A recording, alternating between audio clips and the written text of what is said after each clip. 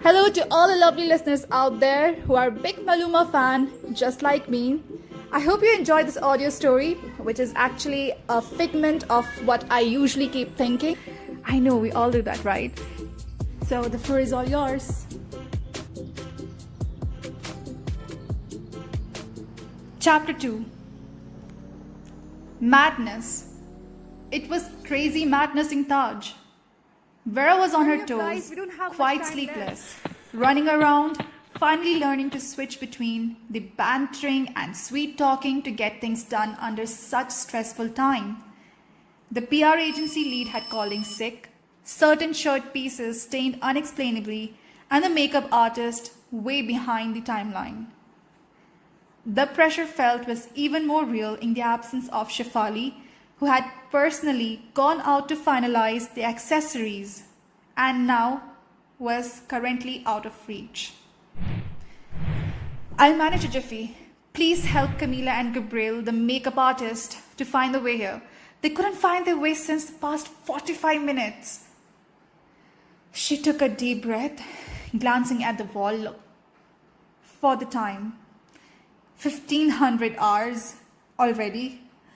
The green room door clicked open. Eee, I can't believe! Shefali entered the room, grinning ear to ear, bouncing on her trippy toes. Finally got your hands on the Birkin bag? She scoffed with a wave of her hand at Vera's question. It's an opportunity better than that. It's like a dream come true, even if it's just for the night. Though I'm not allowed to reveal into the details. I need to spill it out to you. Anyways, the contract will solve it all, so listen. And just like that, a knock on the door interrupted the most awaited juicy climax of the story. ¿Puedo entrar, Shefali? Without further details, Shefali got engrossed with the makeup artist, disappearing through the exit. Vera followed, glancing through the hallway, finding few other notable stylists and perhaps their assistants looking all chic and very much ready for an event that now seemed to her inclined more towards an evening wear party. For a fleeting moment, she caught on or off retreating figures of known Bollywood Punjabi rappers and few celebrities. Fuck. I am fucked. She sure was. On entering their room, she found a note with a contract of confidentiality lying around the bed. Sign the contract, send me the photo of it, and submit it to the guards on the right wing. They'll hand over the pass to you. We'll look over the rest of the work. Don't wait for me. It's a surprise. Oh, and dress well. XOXO, chef. Wow. Whatever this text was about, it had seemed to change the Shefali Vera knew over the period of 1 month. XOXO, this curiosity was killing her. And dress well. Well, couldn't have she informed that in advance? After going through the contract of Sony Music, which seemed pretty harmless, stated Vera was likely to gossip anything out to the press, she signed it off. What an unnecessary diplomacy. Finally, Vera took a deep breath, feeling calm after all the work drama. After a hectic sleepless night plus day to account for, an hour-long jacuzzi bath was quite welcoming. And now, standing in front of the mirror, she couldn't help but judge herself, feeling pretty undressed. Shake it off, Vera. You look good. This is the best you could dig out. Plus, the gold earrings make you look like less of a person trying to barge into a party. After assessing the outfits of the incoming traffic before, Vera worried about how she will end up dressing. She was utterly grateful to the Sarojini scavenged off-white creme satin slip romper, which is actually a nightsuit attire, complementing her wheatish tan skin. Donning it with the only pair of classic high-waist, light-washed boyfriend Zara jeans, classic gold-buckled black belt, block mule heels, pair of gold circular bangles, and of course those beautiful abstract gold-plated statement earrings that she caught in a casual stroll through the lanes of Lajpat Nagar. Finishing it all with a careful messy bun. She isn't the best with doing her own makeup and hairstyles, and with a passe, minimal makeup, putting more focus on her almond Asian eyes. It wasn't the hardest look to pull out, but at least she looked decent enough. Let's go. What if I'm not dressed enough? Screw it, I'll use my charm to connect with the contacts. That is, if she's able to. Vera stood near the main buzz of the event. Near because she was entangled with the security. You can go. Ma'am, take this along with you. We ran out of invitations. Show it to the guards inside. Ma'am?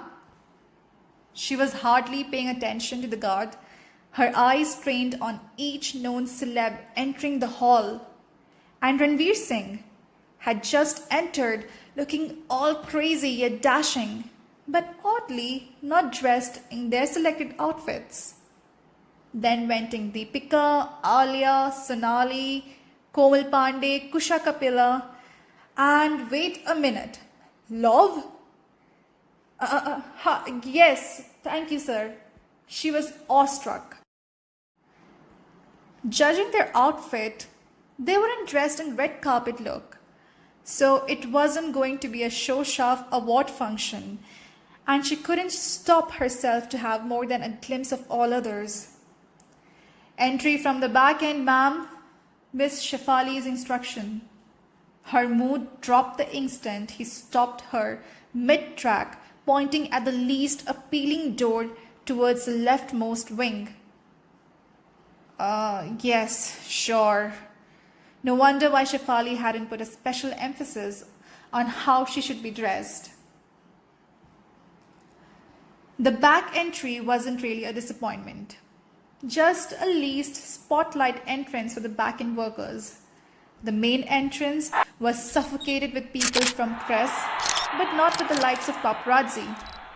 Celebrities, foreign faces, and a lot of other foreigners swarmed this high-end party, but the viewing front had stolen their stardom. Clear blue water in front and a beautiful moonlit sky with speckle of clouds dusted. It was utterly breathtaking. A ping interrupted her thoughts. It was Shefali's message. Done with the rest of the work, stay close to the curtains and enjoy the show. It will be interesting. Curtains? It was then that Vera's back touched them, and she noticed how well it camouflaged, merging with the eccentric jharokas. On peeking in, she couldn't find Shefali, but catering stalks across the counter with waiters and chefs running with the delicacies. She typed, "Waiting in here." Shefali replied, "Yes, wait, be there in 10 to 15. And so she did. Scrolling through the Instagram feed, finding a stunning picture of Shefali. Damn, that bitch is ready. Shit, I look like I've landed myself in rags. I'm sorry, ma'am, only resorts and house staffs are allowed in here. Oh, I'm sorry, I'll just... Before she could reply to the irked waiter who seemed to have a rough day, another person who seemed like the head interrupted. My apologies, madam. He is new and unaware of. Please feel free to stand here. I have been informed of your presence. He bowed a little, truly with a gentleman poise. Thank you so much, sir. Stand close to that opening, ma'am. With the emphasis he spoke of, it created an air of doubt in Vera. Why so? We need to use the other one for the commute. Yeah, of course. I'm sorry. In wait for Shefali, she continued scrolling down, loosening up her self-demolition session. Her interest caught up by a man singing in a foreign tongue, yet his voice strung a familiar note in her heart. She replayed it on and on again. This man and his voice, a honey-dripped hypnotic voice. In all this while, she couldn't hear the head waiter tusking and gesticulating with his hands. Neither did she hear a subtle shift in the voices across the curtains. Helpless with Vera's aloofness, he pushed her. 3 things happened whilst. Let's take it all in a slow-mo. Vera was taken off, her phone crashing on the floor. Now more than shocked, she was infuriated. With the impact of push, there was no way she could have balanced herself, and she saw her fate landing just as her phone's. But it seemed as if God had sent in the rescue. A person had just stepped in her place of fall. With his back turned, he was clearly unaware of this accident. Vera took hold of his shoulder like a life anchor, and as a reflex, the man held the falling lady utterly close to prevent her from falling. Chest to chest, hands holding her waist firmly. Vera was breathless, yet utterly thankful, while the man in front of her perpetually perplexed. The second her flight and fight mode relaxed, her mind went haywire, recognizing the bearded man in front, mesmerized by his beauty, engulfed in his warm embrace and the warm smell of spiced oud. It was like a wild dream. It could only be a dream, she thought. Their eyes exchanging a series of confused thoughts, the fingers on her waist loosening up. Yes, this has to be a dream. I'm snapping back into reality, were her thoughts as the hands from her waist rapidly withdrew. So, how was it? Did you like it? Did not like it? Please leave a comment if it's either of them. And if you really liked it, give him a thumbs up, subscribe to the channel, and of course, share it to all those crazy Maluma fans out there. Oh, and a little update for you guys. So, for those who are not much of listeners but readers, I have pasted a link below in the description box where you can click the link and go to an orange app named Wattpad. The story name is obviously Dating the Devil, Juan. Signing off, Kiara Haley. Have a good day.